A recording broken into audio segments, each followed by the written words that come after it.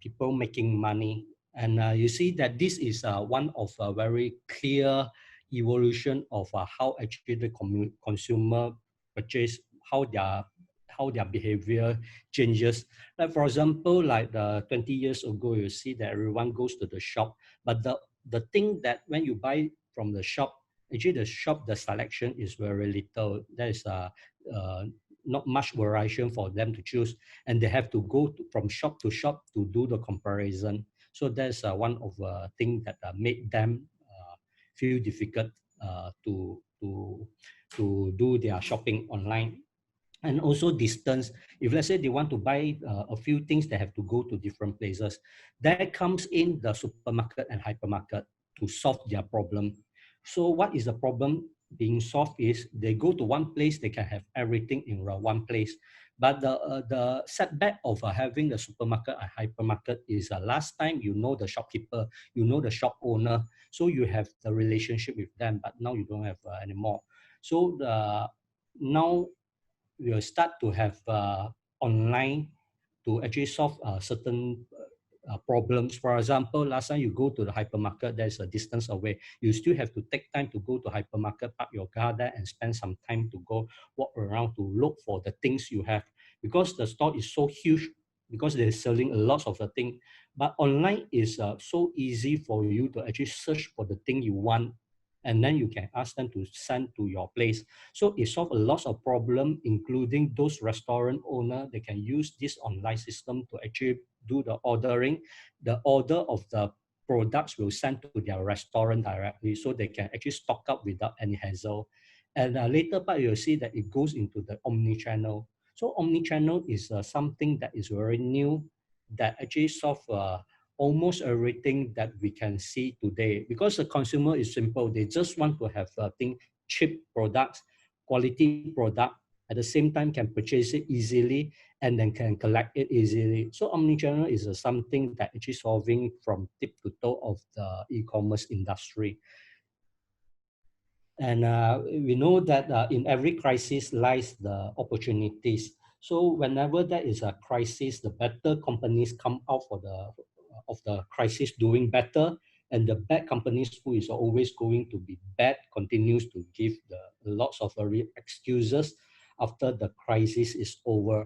So we want to see some company who actually want to use this to reposition themselves to become better, to make it become stronger after the COVID-19.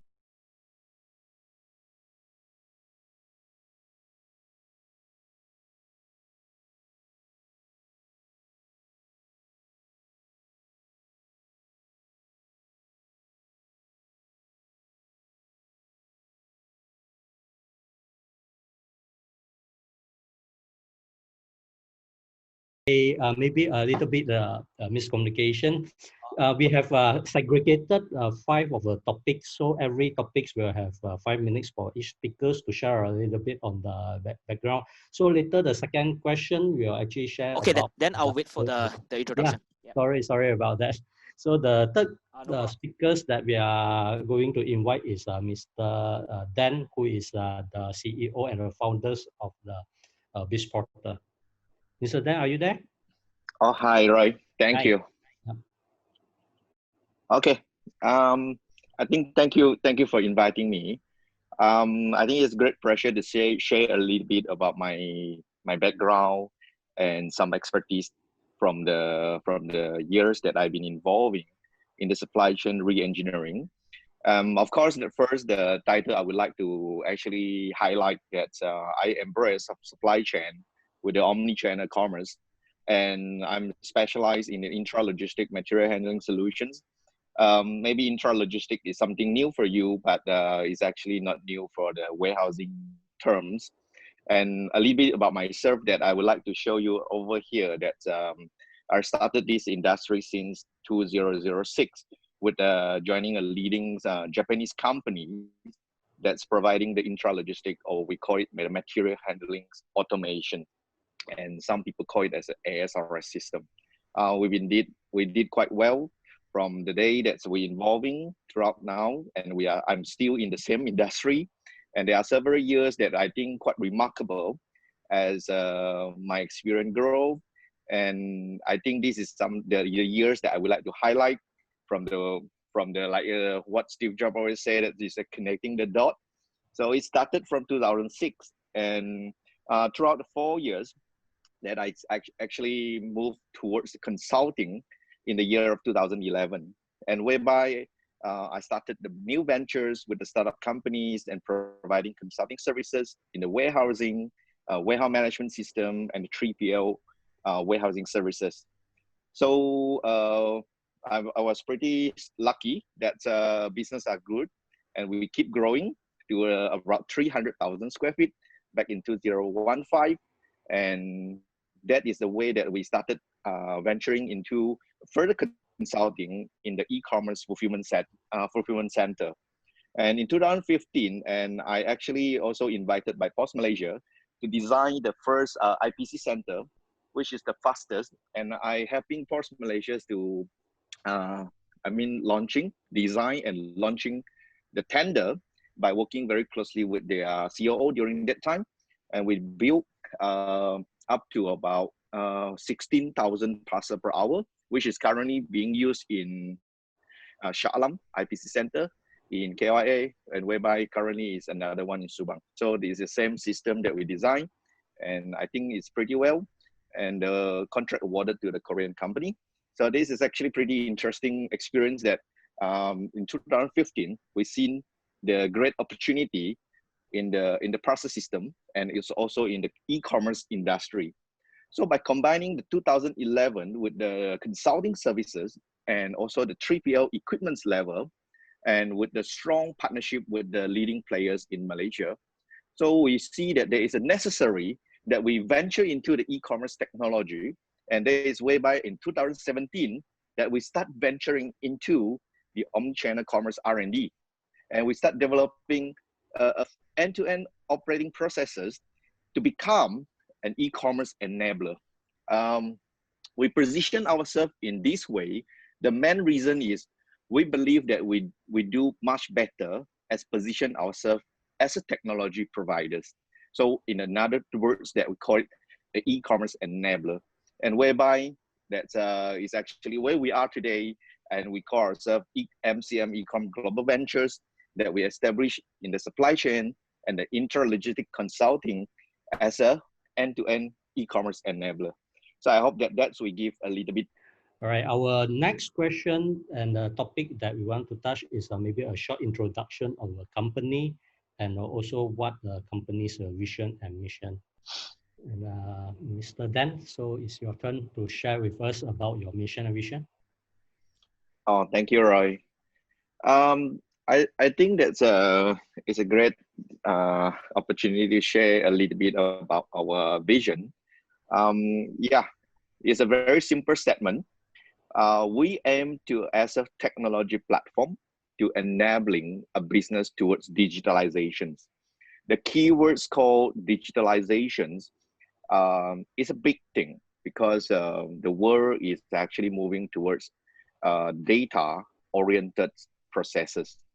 So many businesses, even as a FMCG, they produce carbonated drinks, but they need to know so much more about technology.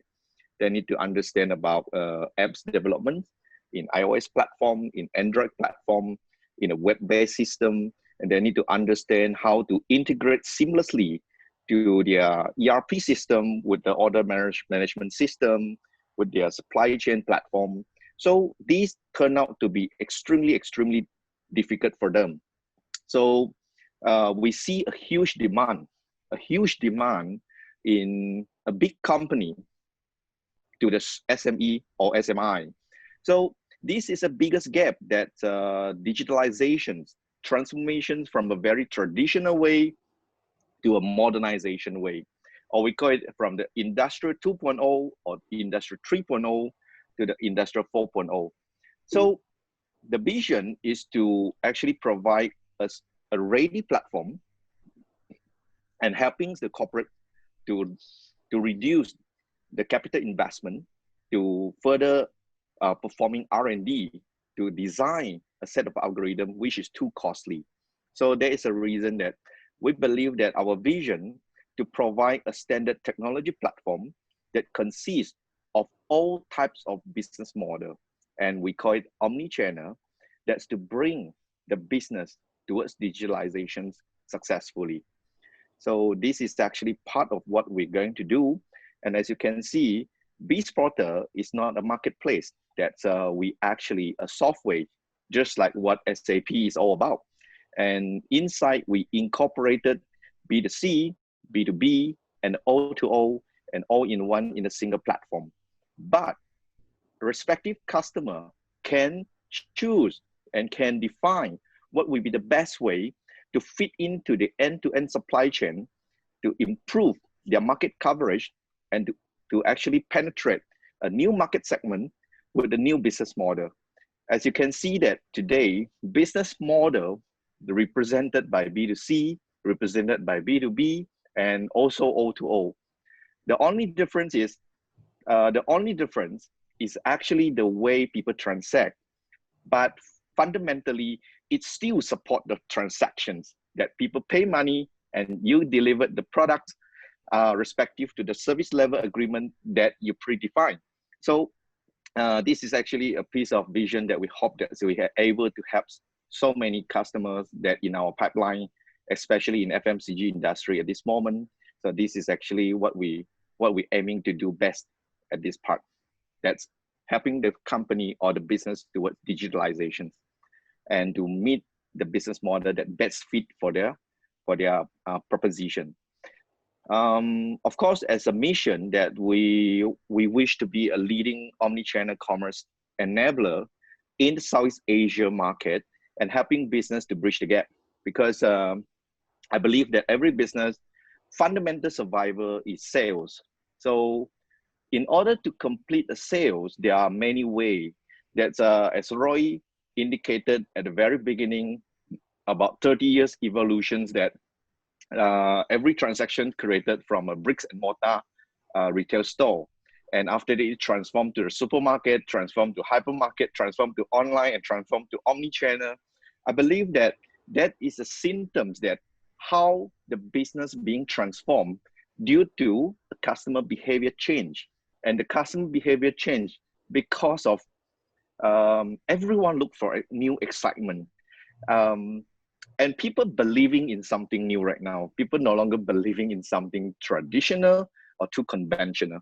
So, which means that as a business operator, irrelevant you are involving in any sort of industry, as long as you sell a physical product, you will require to close the gap. Either you choose B2C, or either you choose B2B, or either you choose O2O. Whichever methods that best fit to ensure the business survival and obtain the sales increment to actually derive profit, I think that is what we are actually need to put so much attention in right now. So of course, that concept remains a concept, but we actually successfully created all-in-one. I remember when we actually presented this concept to Adyen, which is the largest payment gateway companies. They can't believe that all-in-one is possible. But anyway, it can be done as long as we believe in something that we're going to do. So same to the business, and I hope that all business entrepreneurs that try to actually believe in a new method, and the new method will be best fit for the new norm. So this is all about our company vision and mission. So thank you so much. Thank you, Dan. A very interesting business model about the omni-channel, which will be the future trend. Actually, is a trend is now that everyone actually is looking for this solution to help them to market more and market in an easier way. All right, so the next question for speakers is how do you think that your company, okay, next is Mr. Dan, would you like to share with us about your unique selling point? Oh, hi, right. Thank you for your questions. To make a dent in the market, I think very much rely on the value propositions that we are providing through our products. And we name our product Bizporter. And actually, we are set of algorithms that to support the various business model. That's everyone saying B2C, B2B, and O2O, and so on. But let's see the macro environment at this moment. And we are lucky because we have lots of $1 billion payout companies as our clients, and even some of the big investment. And what we see in common in the macro environment at this moment, that they're facing huge challenge to digitalizations of their primary and the secondary sales. So what it means by primary and secondary sales, because sales is a fundamental of the company, because you have to get sales in order to survive. So what is the facing challenges right now is primary distribution or primary sales. They wouldn't do too much changes at this moment, because a largest distribution nationally, in the nationwide distribution, they probably have about 20 to 30 distributors that actually cover up the entire national sales. But when it comes to secondary sales have more direct engagement with retail or with customer or consumer, but they're facing huge gap. They don't know how to do. They have no idea whatsoever. And of course, that platform like Jocom did a certain gap to help the company to close the gap. But fundamentally, each of the respective companies, when they have a strong financial stand, they still wish to transform. They still wish to control their own secondary distribution, because this is a very confidential information. So what they do is, this is the gap that we see, that we can actually close the gap of the market demand, because there is a certainly the gaps. As you can see here, that we actually, from the right-hand corner, that you can see from the manufacturers to the wholesalers to retailers, and retailers to the consumers. And this movement of products is never changed. The only changes is from pallet to carton, from carton to inner pack, from inner pack to pieces. So as you can see that B2B, from manufacturers to wholesales, they still do it conventionally. There's a huge opportunity that we can seamlessly integrate the manufacturers with the wholesaler, but there is no such system available that can roll out in second. So this is one of the dents that we can see, that we can actually fill in the gap. And secondly is, from the manufacturers to the retailer, is that possible? Yes, this is a secondary sales in the end-to-end supply chain, that each of the big company or even the medium-sized company that's really struggle, that how to actually have one software can fit all. So for example, the retail is moving from a traditional bricks and mortar transaction using point of sale system, now moving all the way to the e-wallet sections. So we've seen lots of changes, but we never seen the back end supply chain of it, because the technology are all available and up for grab, but there is no such algorithm that can deploy fast enough. And of course, that from the wholesale to retailer, that is another, I indicate as a B to small b. So that is another big opportunity. And finally, of course, as a B2C. So as we can see that there is a lots of huge opportunity in transactional platform. And when we go to the next slide, I think next slide. Yep. Yep. I actually did some checking through the internet, and we found that there will be 353.3 billions of transactions opportunity just back in 2017.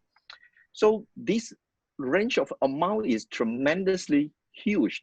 And when we recall back, when I providing a warehouse services to the market, we only earn 0.5% of our clients' total transactions. And during that time, that we are thinking that, can we increase our profitability from 0.5% of our client transactions to 10% of the client transactions, to keeping us as a profitable company.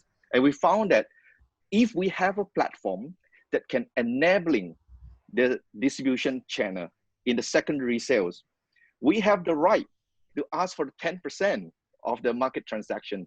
So this is actually a tremendous increase in the profitability when we actually position ourselves as a technology providers at the same time that we can focus to the best of what we do. I think this is actually the value proposition that's the market needed and what the market be searching for. Of course, that there are so many marketplaces that really fill up the gap at this moment, but the big company that's after the COVID-19 incidents, they will be starting to be really serious to look into the integrations on the secondary supply chain. And the secondary supply chain, we give them so much insight and so much engagement with the market to stay relevant. If you have a product, you never have a secondary supply chain to gathering the market feedback directly. For instance, that you're going to launch a new teh tarik, for example. You will never know that how many of the retail store willing to sell your products, or you will never actually able to let the 2,000 retail store actually know that you actually have a new product called teh tarik. So these are the actually something so important for the new corporates that to actually entering into the new norm. Because after COVID-19, we anticipated that we have already started to receive lots of inquiries from lots of leading companies that they would like to transform and upgrading the secondary supply chain or secondary sales into a much more digitalization with the preparation for the big data platform. And this is what we've seen that we can actually make a dent and one of the transformations to help the corporates to further excel and stay relevant in the marketplace. Yeah. All right. Thank you, Ray. Thank you, Dan. Next is the fourth topic we would like to talk about is of course, with it. We would like to again. Oh, hi, Roy. Before we go into the fifth question. Okay. Actually, during this MCO, I find that it's actually quite a very interesting moment in my life, and as well as I believe that in most of the companies around the world. I will not put it as a challenges. Of course, challenges mainly communication, the words of communication. And when we put communication internally and externally, internally that we found that actually our staff can be communicate better as compared to normal way. So what it means that I think that the staff spending more time with us using Zoom, using con call to understand projects and to understand lots of details information. And we never happened before that I'm actually doing my cooking at the same time I'm having my business meeting with clients and with internal staff. So, but this is actually something really interesting. I found that as a human being, we can adapt to many situations or harsh situations that to still continue moving forward. And take it as a very interesting moment that when we're able to still finding way to actually communicate with our staff while they are actually working from home. And we found that it's actually we're able to push through and we're able to do much better in terms of internet communication and projects implementation, sharing, and the execution is still actually being executed much better than before MCO. So this is actually one of it, because we actually not spending too much time in traveling and wasting our time in some others unnecessary meetings. So maybe there is one of it. And whereby externally happening the same thing that, of course, that the external progress will be slightly slower, but I believe that in terms of our projects implementations, what we're facing is a logistic issue as what Jocom and Go facing.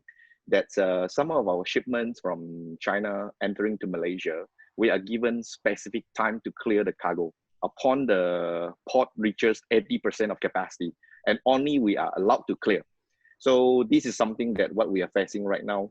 but our government did a great job so far and helping to actually resolving this issue. I believe that is actually something that is quite good. But of course, that difficult time, we have a difficult methods to handling it. So maybe take it as a very good chances for us to also accepting a new norm, and maybe we can spend more time with the loved one, and at the same time we still being efficient at the same time. But of course, that we want to go back to the normal norm. I mean, go back to our office and start working most of the works. But yeah, I hope that I would like to put it as a very positive encouragement that hope everyone take it as a new experience once in a lifetime, and take it as something new for you to experience. Yeah, I mean, that is actually from my sharing. All right. Thank you. Thank you.